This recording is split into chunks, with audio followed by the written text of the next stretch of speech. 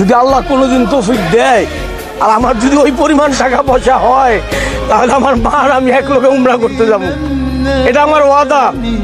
যদি প্রয়োজন পড়ে আমার গাড়ি বিক্রি করে ভালো, আমার ভ্যান গাড়ি বিক্রি করুন, আমার হুন্ডা বিক্রি করুন, আরো কিছু বিক্রি করুন, কিন্তু আমি জীবিত থাকাকালীন আমার মায়ের নিয়ে আমি উমরা করতে যাবো। এটা আমার জীবনের শেষ ইচ্ছা। আর আল্লাহ কোনো বান্দার ইচ্ছা নষ্ট করে না। আল্লাহ স্বয়ং বলছে, আল্লাহ কোনো বান্দার ইচ্ছা নষ্ট করে না, আর আমার ইচ্ছাও নষ্ট হইব না।